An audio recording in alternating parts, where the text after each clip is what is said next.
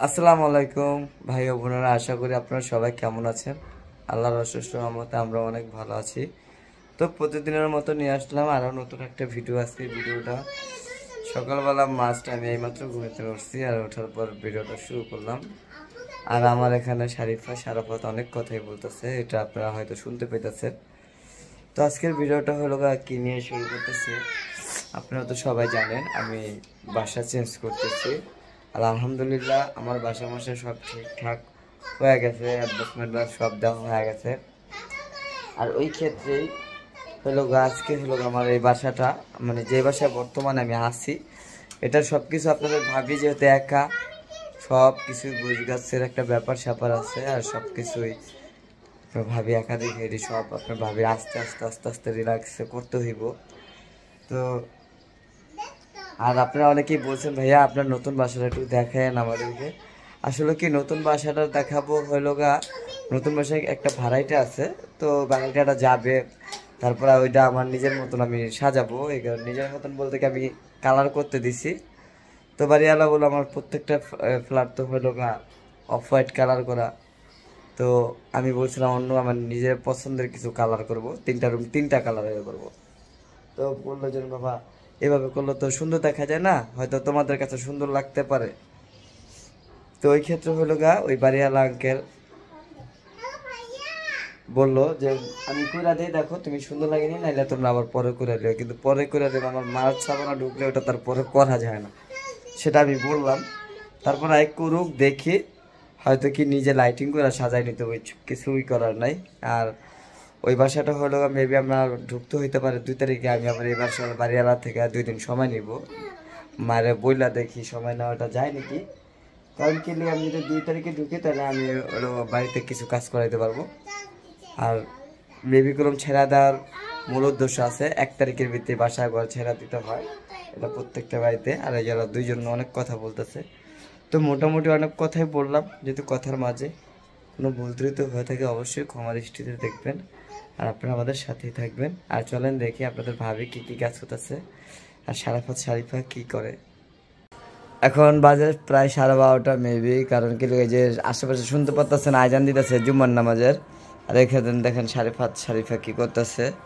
আর এই যে এখন হলো সকালের নাস্তার জন্য খাওয়া দাওয়া, সকালের নাস্তা খাবো মেবি 12:30 হলো। বুঝেন কি সৌভাগ্য নিয়ে আমি কোন ঘরে জন্ম হয়েছি, আর এমন কারে বিয়া করছি যে না আমার সকালে নাস্তায় করাইতেছে 12টা বাজে।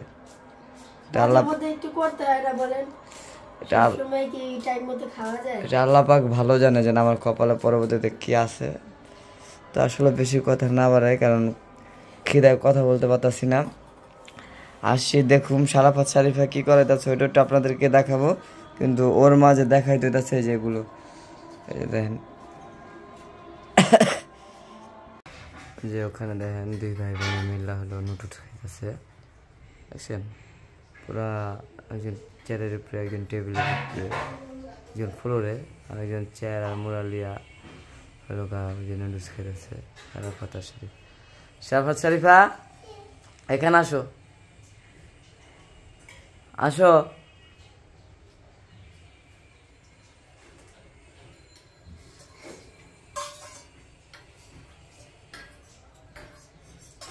কি করো, কি খাও?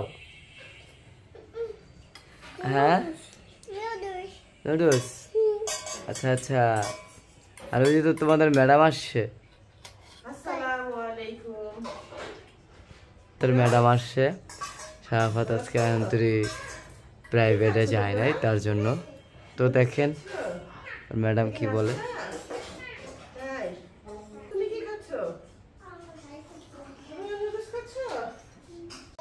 এই যে দেখেন শারিফ হইলো আমাদের কি বানাইতেছ, আমাদের বউ বানাই।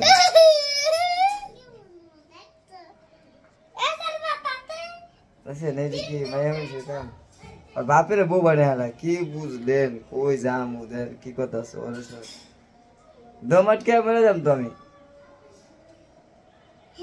একদম মেয়ের মতন চাঁদাই দিছে নি সত্যি।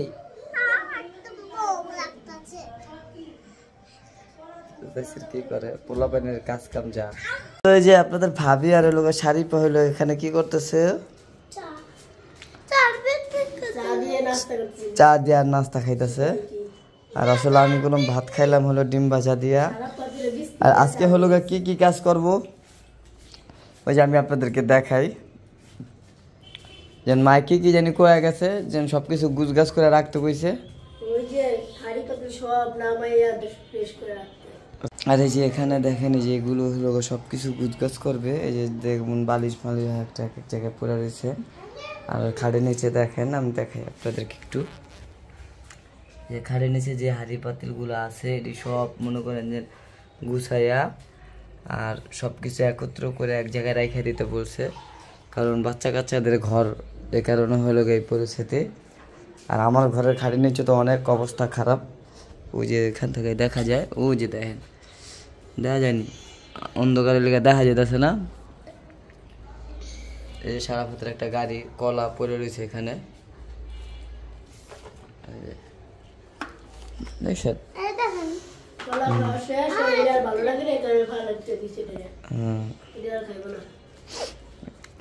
আর এই যে শারিফার আরাম মতো খাইতেই আছে।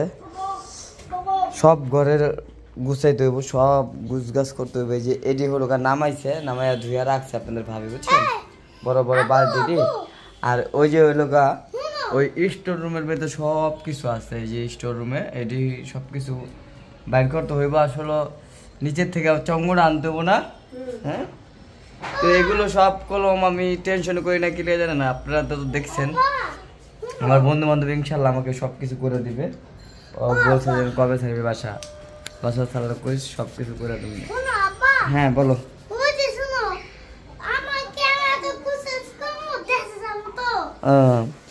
মানে গ্রামে যাবে তো এই কারণে লোক সবকিছু গুছগাছ করে রাখবো। ওরা আর কি আজকে না, এই যে শুক্রবার তোমার দাদির ইয়ে। এই যে দেখেন এই জায়গাটা দেখেন, বারান্দাটার অবস্থা অনেক খারাপ। এই যে সারা পথে সাইকেল টাইকেল সব কিছু বিক্রি করে ফেলামো। আর এই যে সব ফালাই দেবো, কারণ এটি রাইখা ঘরের ভিতরে গ্যাঞ্জাম করে লাভ নাই। সব কিছু ফালাই মানে দেয়া। হ্যাঁ, আবার নতুন বাড়িতে চলে যাব, এই হয়েছে ঘটনা। কি না, নতুন বাড়িতে যাবো 1 তারিখ আপু। হ্যাঁ রে কপাল, দেখেন কি কয় কে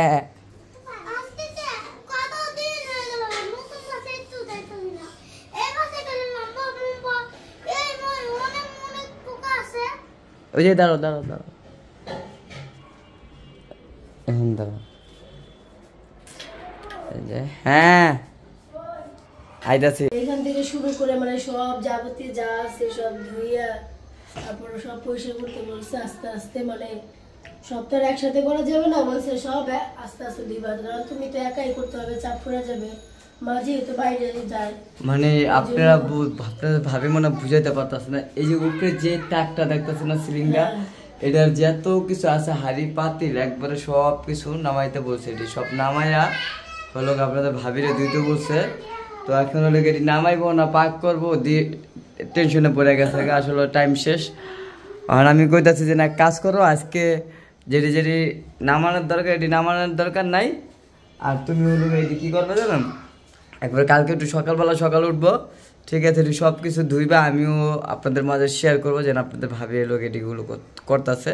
আর আজকে যেহেতু শুক্রবারের দিন, আর এখানটা হলো রাজের আব্বা অসুস্থ, ওখানে মানে মায়া আইলে যাইতে পারে, তো আমি বললাম যে সব কিছু করে কুলাইতে পারবো না। আর মেবি টাইম হলো কয়টা, এই যে টাইম প্রায় 1টা বেজে গেছে, দেখছেন, এই 1টা বেজে গেছে। এখন তার ওটি করার সময় না মোটামুটি। তুমি আপাতত এটি কালকে করো, কারণ কালকে শনিবার আছে।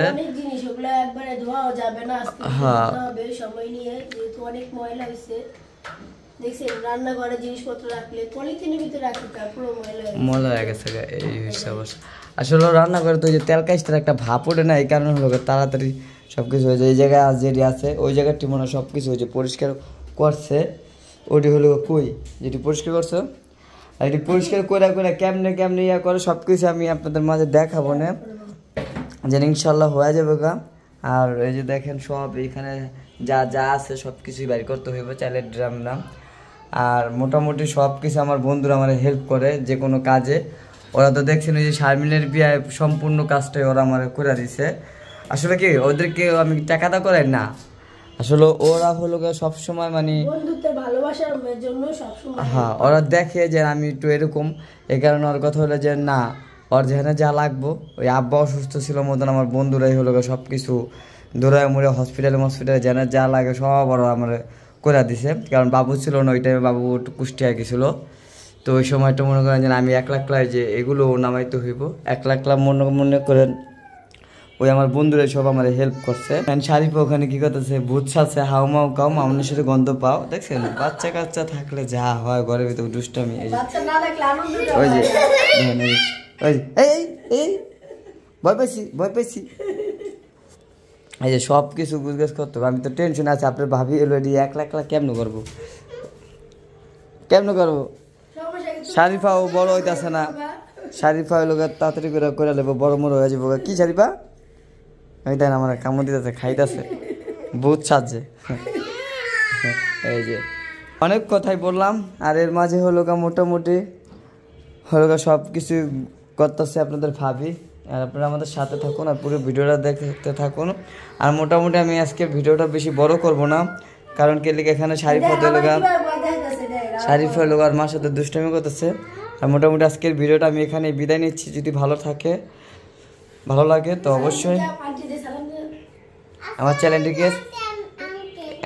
চ্যানেলটিকে সাবস্ক্রাইব করে দেবেন, তো লাইক দিয়ে দেবেন। কি শারিফা আর বিদায় নিয়ে নাও, আল্লাহ হাফেজ। এই যে আল্লাহ হাফেজ দিয়ে দিচ্ছে।